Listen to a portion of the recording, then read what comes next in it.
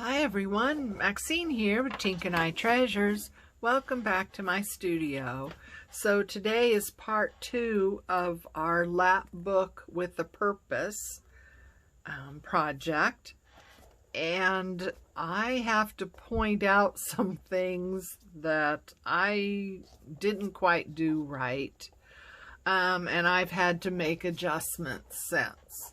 So you know how I said that these two inside spines have to, well, this outside spine has to be 1/4 of an inch larger than what these two are added together. So I've had to adjust both of these, and I'll tell you why in a minute. But as you can see, and maybe this is going to help you visualize this project, but as you can see, this side is far wider than this side because I've had to adjust these inside spines. So this is how it looks. Getting all that. That's how it looks. Somewhat. I don't know why these two ended up being different. Well, it doesn't make sense. But anyway, so what I've had to do is adjust. So here's a good lesson for you. So I'm along making mistakes so you don't have to. And I'm continuing because I still think this is a great project. So I am continuing even though I've had some setbacks. So what I did was I had to adjust the size of this inside spine to be larger to accommodate the box that I made for my watercolors. So if you're making a LapBook for a specific purpose, you have to figure out very carefully what you're going to put in it and how big those things are. So initially these inside spines were just a little under an inch wide, I think. And of course that would not accommodate this. So now it does. See how this comes over? And there's plenty of room now for this item. So that's what you have to decide, is what items are you going to put inside your lap box and how, and this would dictate how wide this spine should be. And in turn, what you're putting on this side would dictate how wide this spine should be. And then these two spines added together plus at least 1/4 of an inch, if not a 1/2 inch. That would be the measurement of your back spine. That makes sense? So I've had to redo both of these, and I went ahead and did the box for the watercolor. And you have to, well, you don't have to do anything, right? But I lined all sides. I even lined the inside here, just because. So now I'm going to show you how to do the box. So this is the back. This is against the back cover. This one was against the front cover, okay? So this is against the back cover. And this is my box so far. This is all I've done is covered the pieces. So now what I want, and I wanted to wrap them as well, just because I didn't want the bare edge of this chipboard to show. But that is a design element that, you know, you would have to give some thought to on what you want showing and what you don't want showing, that type of thing. So I'm going to go ahead and get some glue on there.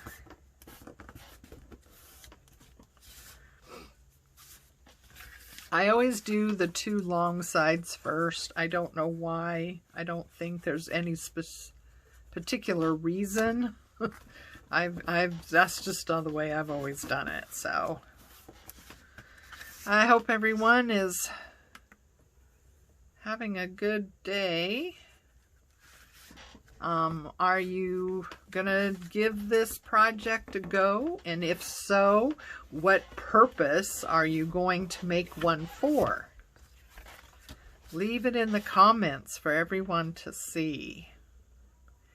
I'm sure other people would love to get ideas, right? So, yeah. Are you going to do the LapBook for a purpose project? And what purpose is that going to be? So here's the front of my box, and I was going to decorate that somewhat. This is the back, and it's going to go this way. So I didn't cover this side, but I did cover this side just in case it might show. And then these are my side panels. So I have to make sure that one goes that way. And then one goes, wait a minute. Yeah. Oh, I need to miter that. Okay, so we're gonna get on with this. So yeah, I'm just really excited about this project. I think it's going to be awesome. I have a craft fair that I have a table at. And I thought it would be fun to take some stuff with me to do at the craft fair. So I am excited to finish this project because I want to take it with me.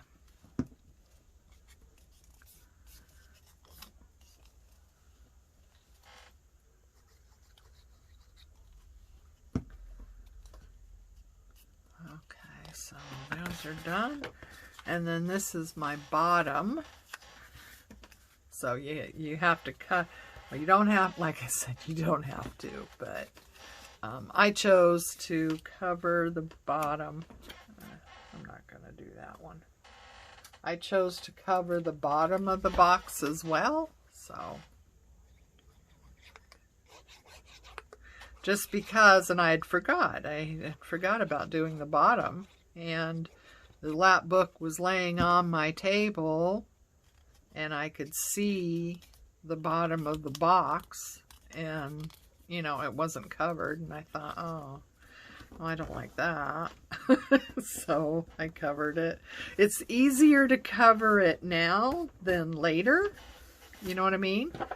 So it's easier to cover these pieces before you actually have them glued into the book.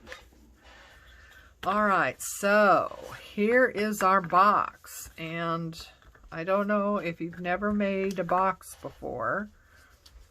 Well, now's your opportunity to see it done. All right, so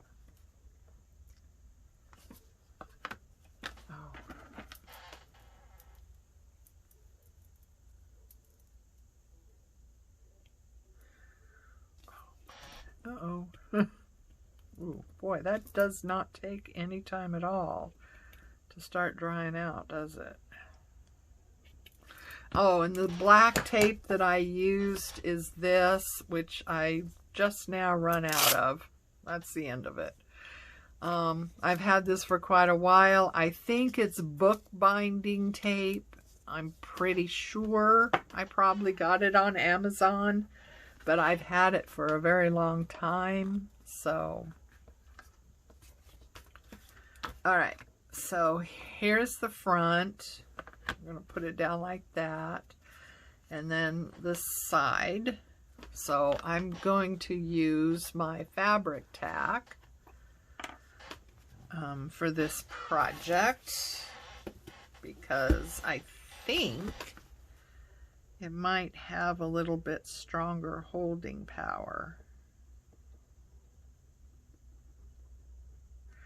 Another thing you could do is do a combination of hot glue and some kind of glue like this one. So the hot glue would hold it initially, but then the other glue would hold it for, you know, a permanently type of thing. Because yeah, I don't trust hot glue to be permanent. I always find that at some point it fails. Either the temperature gets warm and it unmelts itself, or you know what exactly happens. But uh-oh. Well, you got to make sure that you don't, glue to whatever you're working on here. So, yeah, that's going, you know, you have to let this dry really well. So you can't be mucking about. You have to let it dry. So, but, you know, this is basically how you do it. You just cut the pieces to the size that you need. And then glue them together. So in this case, I have a front and two sides, a bottom and a back. You know, depending on your application, you may not have one of those elements. I decided to do a back because gluing just this and this to the back of the lap book isn't going to be very, very strong. But I'm hoping that if I glue a back to this and then glue this back to the lap book, that's going to have a lot more strength. Does that make sense? So I'm going to run a bead along here. And a bead along here. Trying to get enough, but not too much. You know what I mean? So, and then I'm going to put the back just like that. Okay, make sure these sides are not going inwards.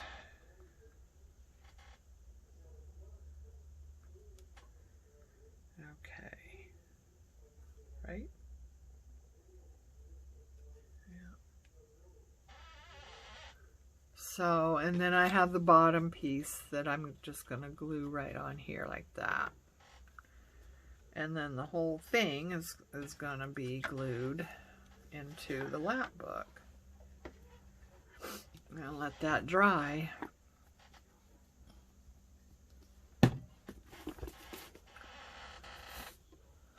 So that is my words of wisdom for today, is just to pay real close attention to what it is you're going to put in here and what the dimensions of those items might be.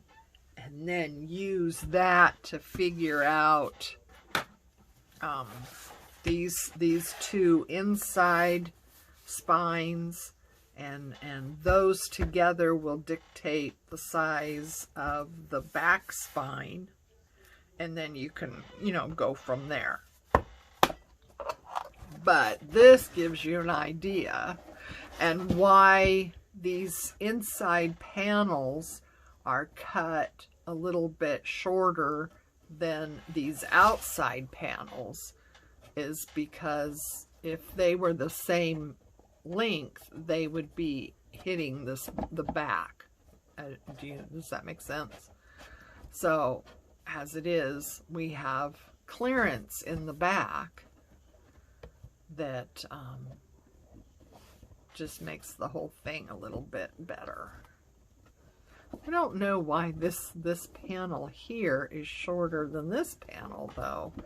That doesn't make sense to me because we cut them the same. So something happened with my last minute operations, but it's still okay because they're both shorter and they're not hitting the back here. So that's why those are a little bit shorter. You know, I would say 1/4 of an inch is plenty, you know, up to 1/2 of an inch, but it doesn't need to be more than that. But anyway, so that's how it looks overall. And then I have to think about what kind of closure I want on here, because you know, it needs some kind of closure.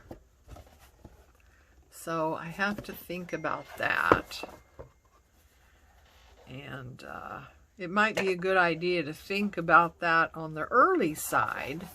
So if you have to put anything in, that you're able to do so before you actually get stuff in there. So that's just another clue here. But see how you know, you can see the bottom of your box, and so that's what I saw looking at me, and I thought, oh, that needs to be covered.